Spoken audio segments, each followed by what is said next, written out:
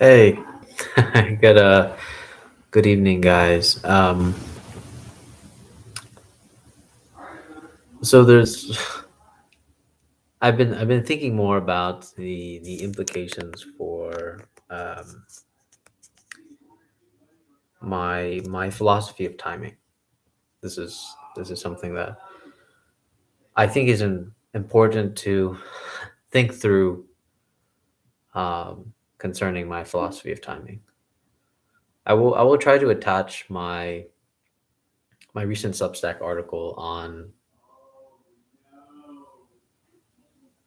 the idea of the event and telling.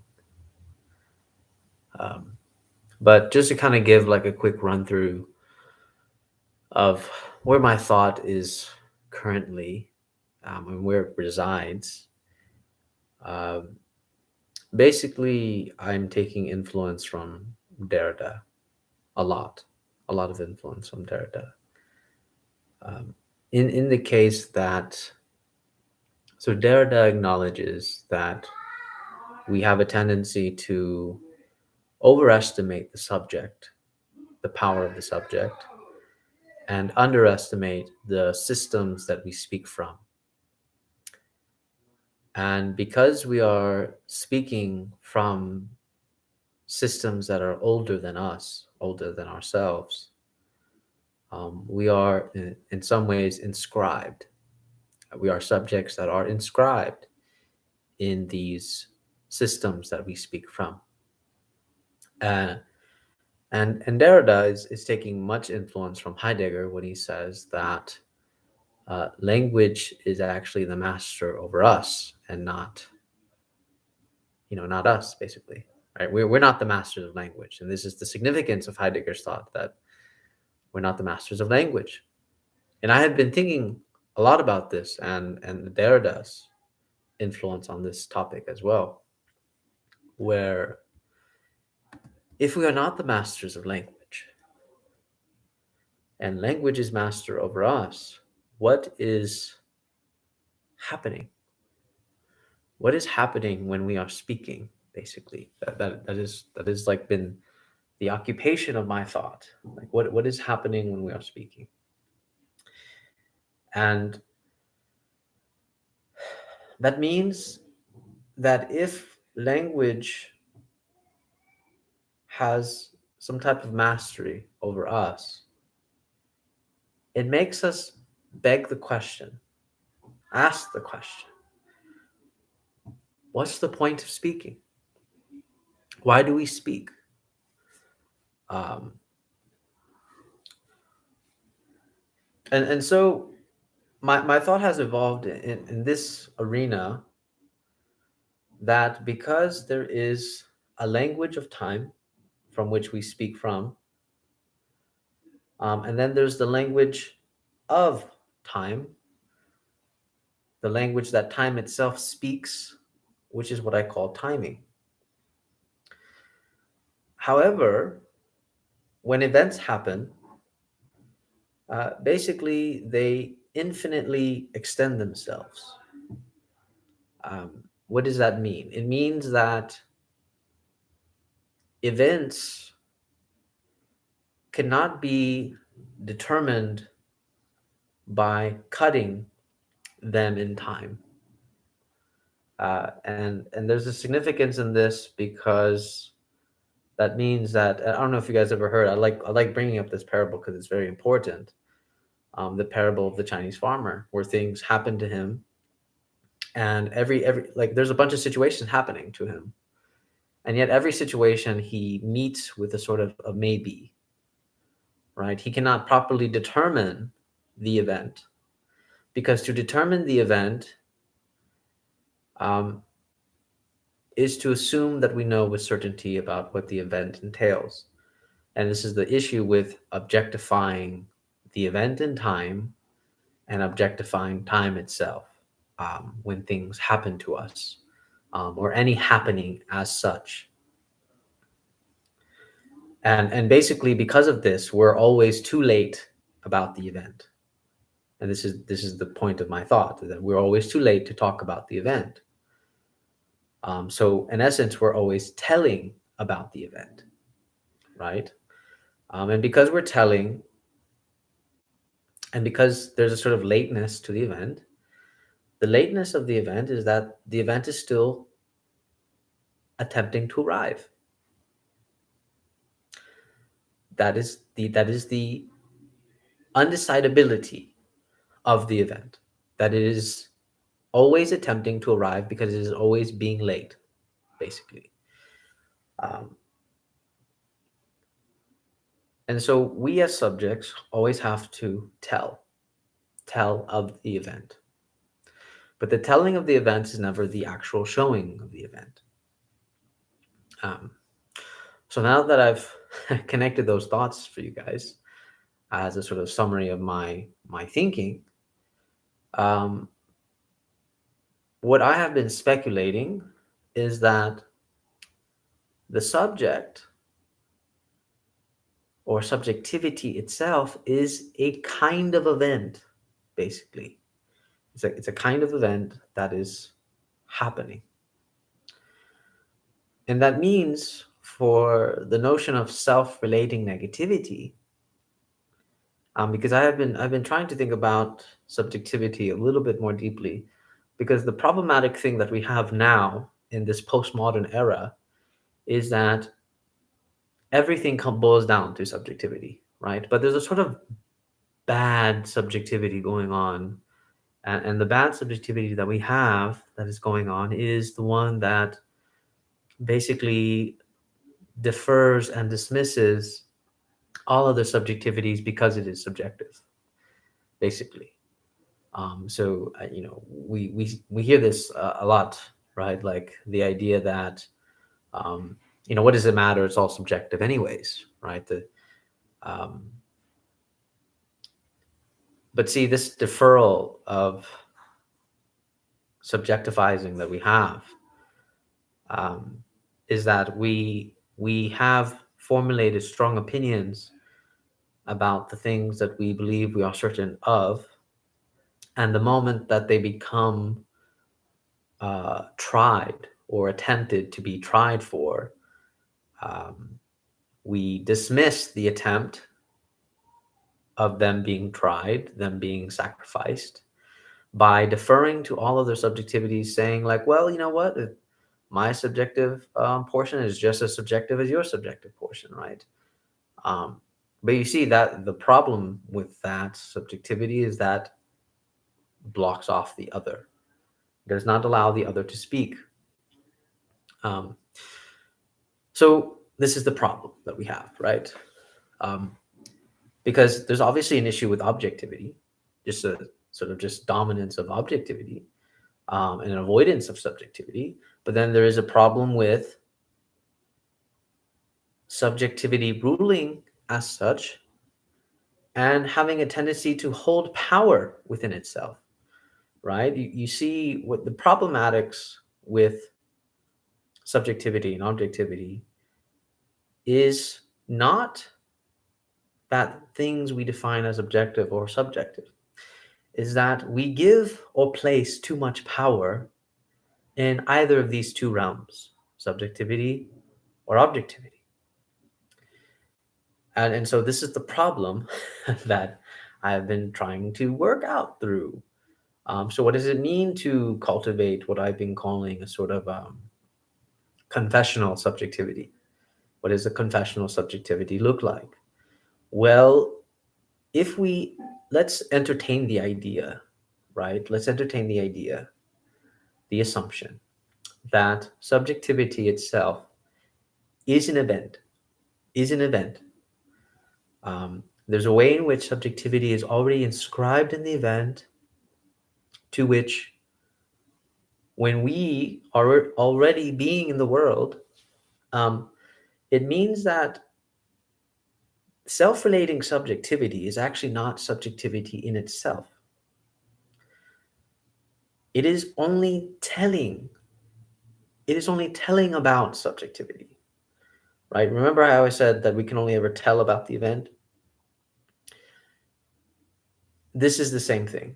What I am When I am talking about the subjectivity that is going on right now, the obsession over identities, about who I am, who we are, what do I identify as, um, we are merely telling about subjectivity, um, which we mistake this telling of subjectivity, this speaking about subjectivity, we mistake that speaking, telling, as subjectivity itself, right? So when I speak something, when I say something, I believe that the power resides in my speaking, to which I call my subjective view, my subjective grasp on things and in reality. However, you see, the issue is that is not the case, in my opinion. So when we are speaking, we are only telling about subjectivity. We're only telling about subjectivity. Um, and I am playing off of this wonderful, case, big case kind of understanding of law and verifying the event. How do we know that subjectivity is real? Now, this is something that I want to make sure people understand, is that I am not talking about that subjectivity doesn't exist. What I am talking about is that we can only tell about subjectivity. We cannot, we, we show subjectivity, but we cannot tell about subjectivity, if that makes any sense. Um, because the event of subjectivity is the showing of it. Um, but because we can only tell about the event, tell about subjectivity, we have a tendency to mistake the telling as the event itself, as mistaking my telling about subjectivity as that of which I am subjective to everything. I'm speaking of this. Um, so we are inscribed in the event of subjectivity. We're inscribed in the event of being. But again, my main point is that it becomes suspicious when we all give the same story about the event. Um, what verifies the event, or kind of proves its sort of existence, is the very fact that we all have a sort of modality of telling about the event of being, about the event of subjectivity itself. And so it means that all these modalities of telling, of speaking, about being, uh, about our subjectivity, verifies the event. It verifies it. It is the idea that it is coming. It is arriving. It is always arriving because it's always being late. But we verify that it is coming. It is to be. It is a subjectivity to be, to arrive. And this is, in my opinion, very Derridian, very Caputoan, whatever, very Caputo-like, similar to the way Derrida talks about the promise. Um, so this telling about subjectivity as such. Um, so what do we do with this? Why do we bother speaking then? If we actually take my philosophy seriously here, what's the point of speaking then? If if we are always only telling about the event that is to come because it is always late, well, the telling is to allow the other to tell as well, allow the other to verify the event.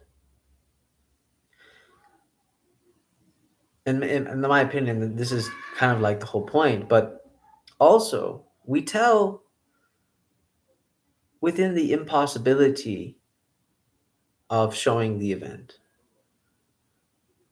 because we speak because we're passionate by telling of the event, of the fact of me being here. And I feel like this is a good reason about why we continue to speak, whether it be through silence or actual dialogue. We tell each other. We tell each other about the event. Um, and in some ways, I think what we have missed out on is the idea of foreshadowing, that by telling, we foreshadow the event, the coming of the event. Of course, we cannot determine what that event is, what it's like, but a subjectivity that foreshadows its own event is something significant that I have been thinking about. Um, but my main issue with the mistakenness of telling, of mistaking our subjectivity as the telling about subjectivity, is that telling, speaking, what I'm trying to do about this idea of telling about subjectivity is I'm trying to strip away the power that we believe subjectivity to have. But the power is not actually residing in subjectivity, is that we have fooled ourselves into believing there's power in the telling of subjectivity. The power of subjectivity is always inscribed in the event of subjectivity. And so I'm trying to prevent the abuse of this subjectivizing, the very fact that I am telling you about my subjectivity. I'm trying to strip that away, trying to take that power away, um, from a sort of abuse, that is, I feel that is kind of dangerous about post-modernity in this case. That your opinion is just as valid as anybody else's. You see, there's sort of like a holding of power in that force of my opinion is just as good as anybody else's. But the weakness of it is that we're only telling of it. Now remember, language fools us into thinking that we have the power in which I am speaking. But that is not, we don't actually have the power in terms of our speaking, because our speaking is always too late. Um, and so this is the main thought of this. And I'm still working more on fleshing out some things, but the main point of understanding and trying to take away the power of subjectivity is by acknowledging that we're only telling about subjectivity. That this is we speaking has given us illusion of sovereignty, and this is something that I'm trying to make sure that we acknowledge, is that when we speak, language fools us into thinking we have some type of sovereignty about ourselves, about understanding ourselves. And if you want to understand how much of this illusion is real, is that there's a double bind in language. What is this double binding? This double binding is this, right? We always return to like the same signifiers. It's really funny, right? But so watch this, right? I say something like, "Who are you?" And you say, "Oh, I am Javier." And I would say, "Okay, who's Javier? Who is Javier?" Right? And then we say something like, I am Javier." Right? Who's I? Me. Who's me? Javier. But you see how we return to like the same signifiers: I, me, and my name. Because I say, if I go, okay, if your name is Javier, if someone says, well, my name is Javier, which Javier? Me, this Javier. Who's who's who's Javier? I. I am. Who's I? Me. Who's me? Javier. you know? So there's this circularity and returning to the signifier of in language about which when we try to speak about ourselves we cannot. Um, and so this is why we can only tell. I can only tell you my name. I can only tell you my identity. I can only tell you who I am. But I should not mistake this telling as an actual reality of which I am. And in my opinion, self relating negativity evolves around this fact that we believe in the sovereignty of which I am speaking, of which I am telling you who I am. Um, and I think that, this is in my opinion, this is the Cartesian mistake, right? I think, therefore I am. He believes in his telling of which that he is. um, but I believe that actually we need to have a more transitive way of speaking.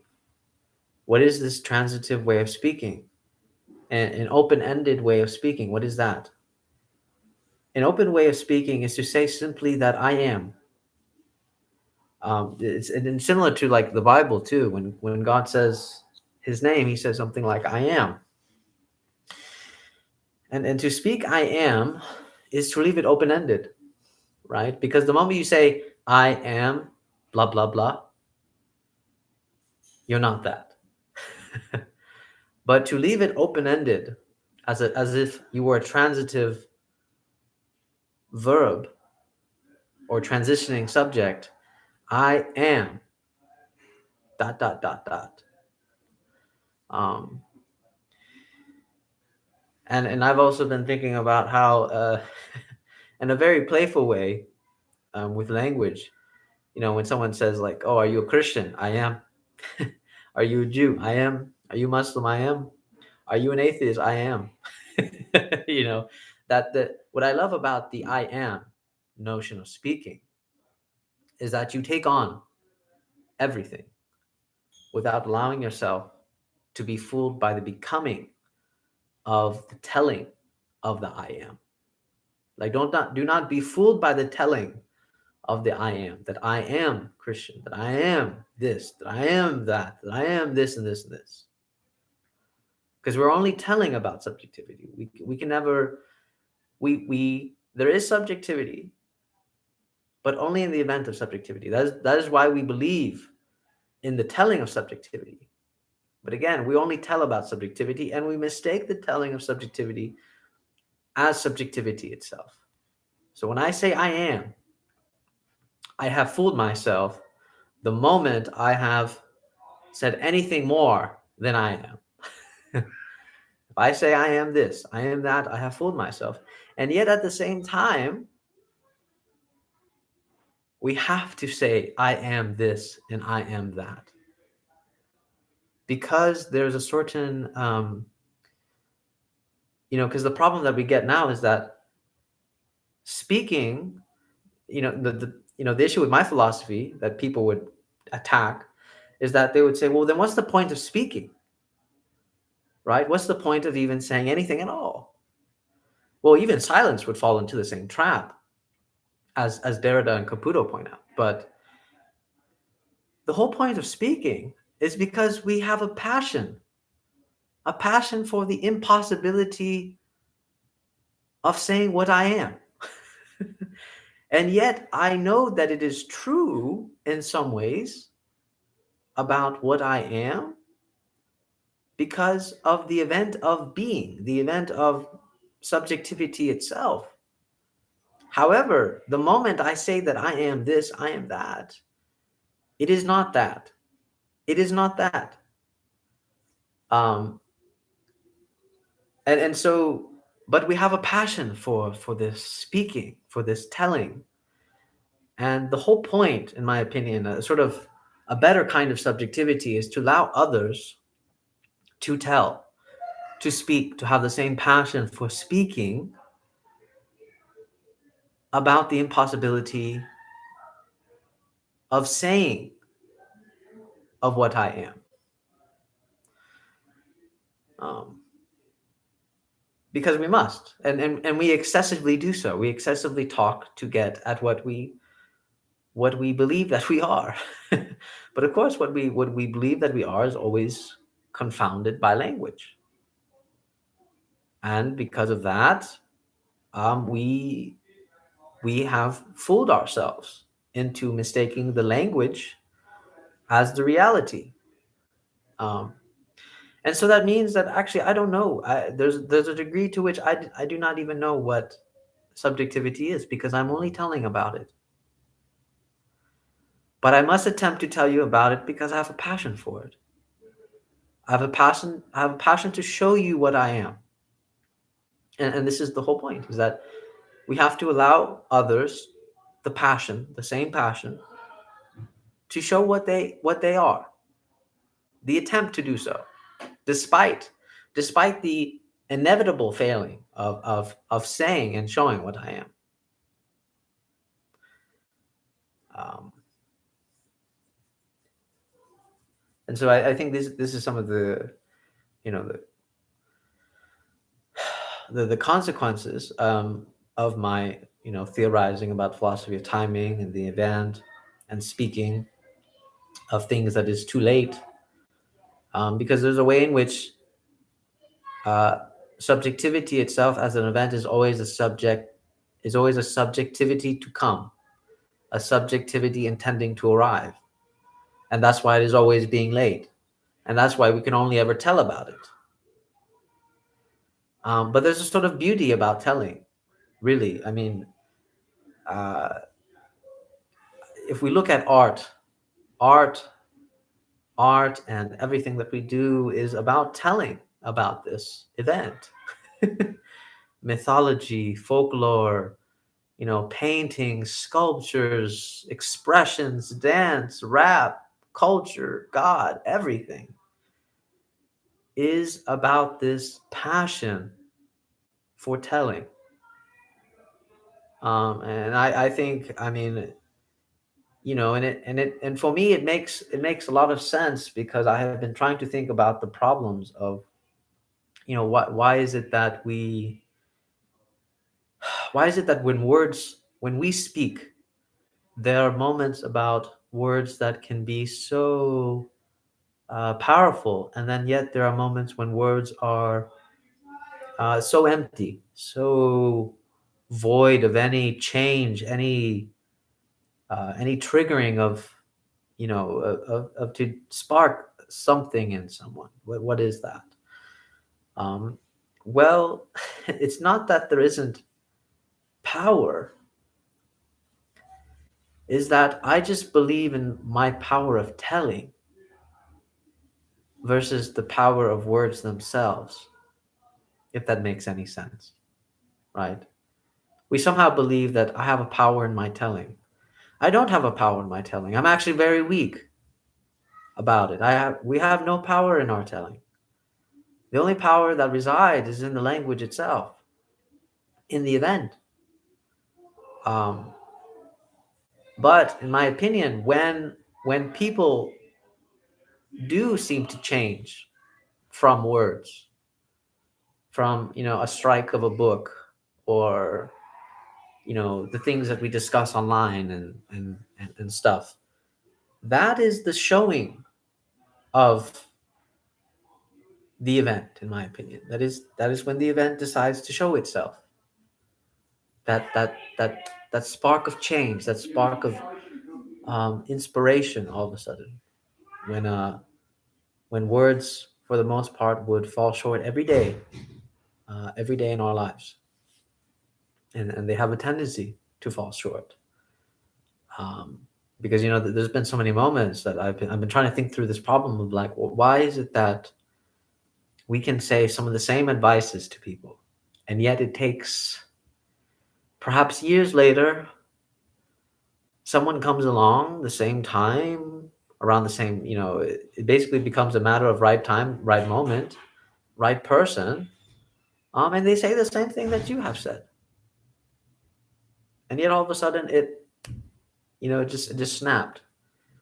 It made sense to the person being told.